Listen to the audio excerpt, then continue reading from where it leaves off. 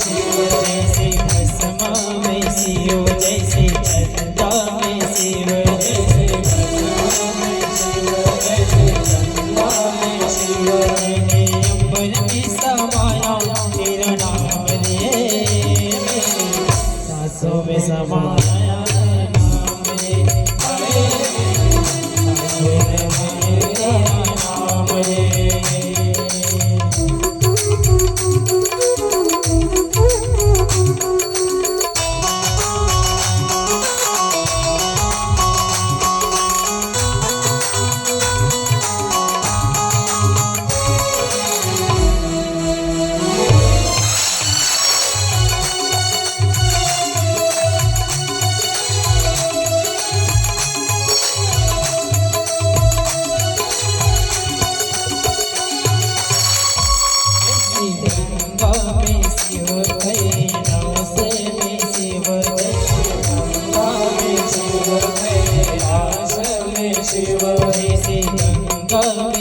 जैसे कैलाश में शिव, जैसे गंगा में शिव, कैलाश में शिव।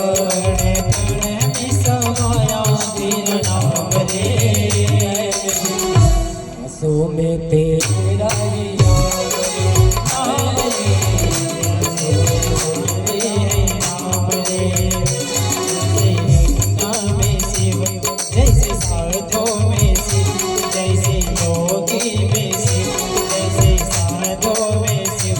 तपोध्यान में समाया तेरा नाम रे,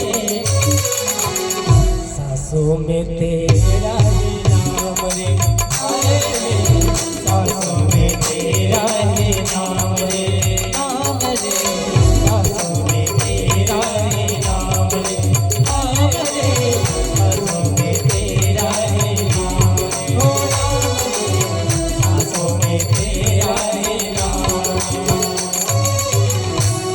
बोले शंकर भगवान की जय। तो वीरभद्र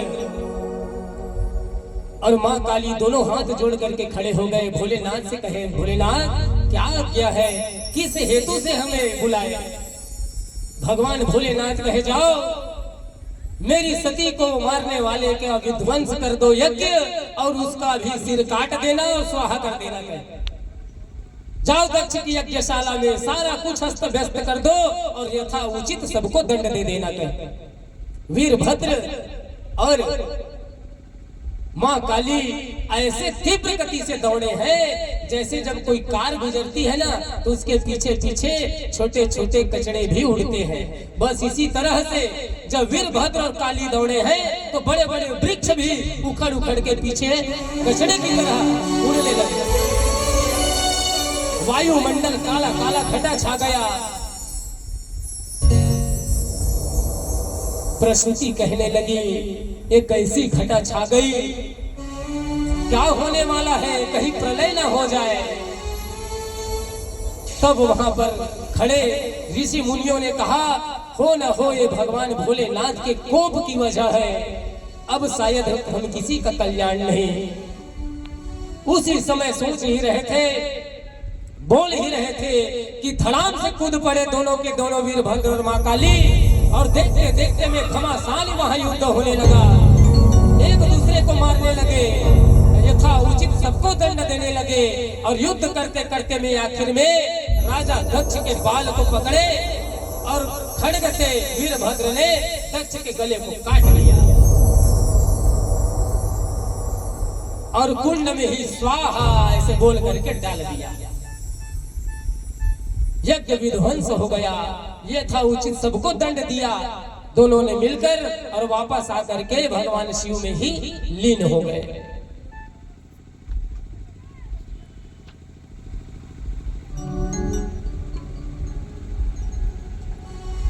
हाहाकार मच गया। अब भगवान शंकर भी आ गए वहां पर और सती महारानी के धड़ को पकड़े और जाने लगे, दर बदर भटकने लगे भोले बाबा।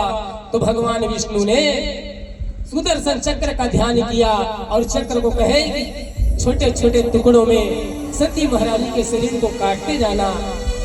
भोले बाबा के बिना तो सृष्टि का क्रम बढ़ेगा नहीं। इसलिए जो मैं कार्य कह रहा हूं यह कर दे सुदर्शन कहे। सुदर्शन चक्र जा करके सती महारानी के शरीर को काट काट करके गिराते गए। जहां जहां सती महारानी के अंग विशेष गिरे वहां पर दिव्य शक्ति पीठ का निर्माण हुआ है। उसके बाद तमाम देवता ब्रह्मा विष्णु सहित भोले बाबा को मनाने गए और कहे आशुतोष तुम अवढरदानी आरत हरो दिन जनो जानी। हे भोले बाबा आपसे दयालु देवता तो कोई नहीं, एक लोटे जल से ही प्रसन्न हो जाते हैं, इसलिए हमारी विनती स्वीकार करें। आप ऐसे मोह माया के चक्कर में क्यों पड़ रहे हैं? आप तो साधु सन्यासी की तरह जीवन जीते हैं। राजा दक्ष तो एक आपकी लीला का ही अंश था, कहने मात्र को वो ससुर है। हा? वो तो लीला में आपके ससुर थे। हो गया सती महारानी को इसी तरह से दूसरा शरीर प्राप्त करना है पार्वती के रूप में, तो इस विषाद से अब बाहर आइए और अब वापस चलिए और जितने भी यहाँ पर देवताओं के अंग भंग हुए हैं उनको आशीर्वाद दीजिए कि उनका शरीर पुनः यथावत हो जाए। भोलेनाथ ने मृत्युंजय महामंत्र को दिया और कहे इस मंत्र का जाप करो तुम्हारा शरीर पुनः यथावत हो जाएगा।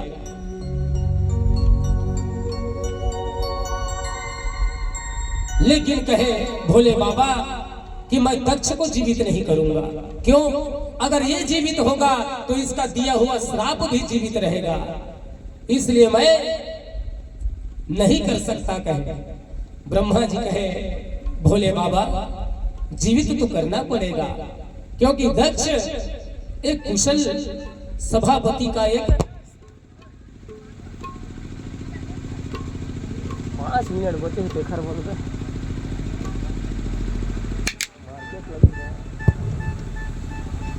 श्री राधे।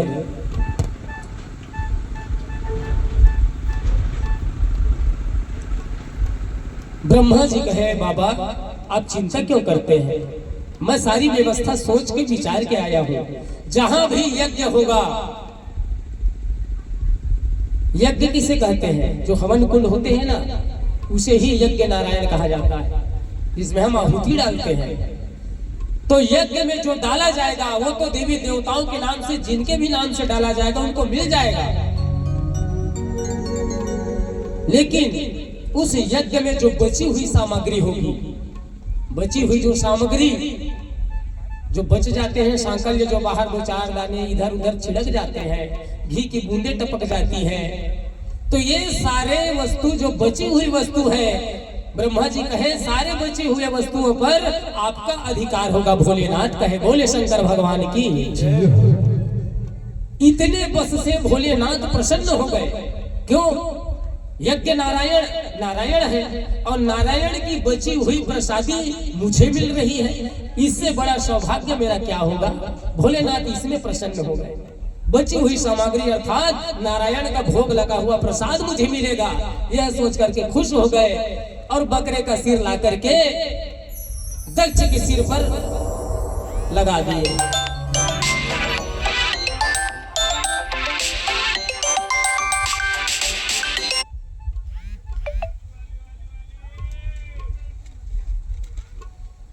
बोले शंकर भगवान की।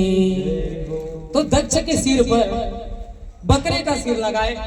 अब बकरे का सिर जब लगाए तो ब्रह्मा जी कहे बेटा दक्ष अब क्षमा मांग ले रे, पैर में गिर जा भोलेनाथ के, वो दयालु देवता है तुझे क्षमा कर देंगे।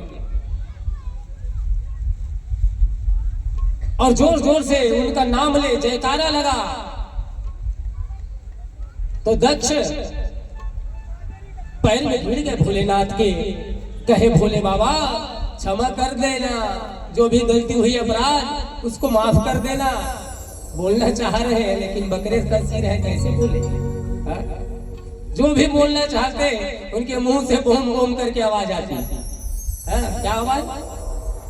बोम बोम आवाज आती है। बकरे जैसा वो आवाज निकालता था। तो जब बोम बोम करके आवाज निकाले ना दक्ष बकरे के सिर से, तो भगवान शंकर जोर से हंस पड़े। ठहाका मार के भोले बाबा हंस पड़े। एक ऐसे बोम बोम करता है तो बकरे का सिर और क्या करेगा। तो जब हंसे भोले बाबा तो भगवान के जो गण है ना, शिव गण, वो सोचे अरे वाह, बम बम कहने से हमारे भोलेनाथ बहुत प्रसन्न होते हैं। इतनी प्रसन्नता कभी कभार ही देखने को मिलती है, आज से हम भी यही कहेंगे। कहे उसी दिन से प्रचलन में आया, जितने कांवड़िया होते हैं बोल बम की जो नारा लगाते हैं, बम बम करते हैं, ये उसी दिन की बात है ना। और ये बोल बम कहने से भोलेनाथ प्रसन्न हो जाते हैं, इसीलिए बम बम की नारा ये शिव गणों ने ही प्रारंभ किया है। बोले शंकर भगवान की जय, उमापति महादेव की जय।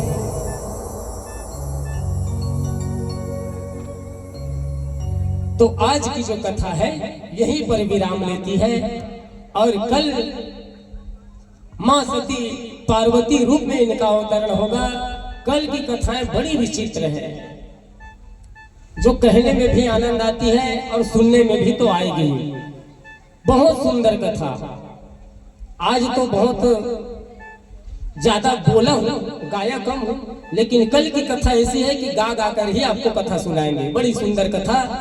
तो सब थोड़ा संख्या बढ़ाइए, 2-4 को बांध बुधा के रस्सी में लेकर के आइए खींचतान में। नहीं आ रहे तो भी लाओ जबरदस्ती, है ना, क्योंकि सभा आप समाज नहीं लग रही तो कथा में थोड़ा सा उखड़ा उखड़ा लगता है, कथा जमता नहीं है ना। क्या हो गया है इस बार हरदी के लोगों को, हर बार तो अच्छी भीड़ लगती थी भाई। शिव पुराण नहीं सुनते शायद आप लोग, कृष्ण प्रेमी ज्यादा है लगता है गाँव में, है ना। कृष्ण से ज्यादा प्रेम है, शिव से नहीं है। शुरू दिन बताया हूँ, कृष्ण और शिव एक ही है, अलग नहीं। एक गुरु के रूप में है तो एक ईश्वर के रूप में है। तो आइए एक भजन श्रवण करते हैं, उसके बाद फिर आरती होगी। आरती की तैयारी कर लीजिए। भोले शंकर भगवान की जय।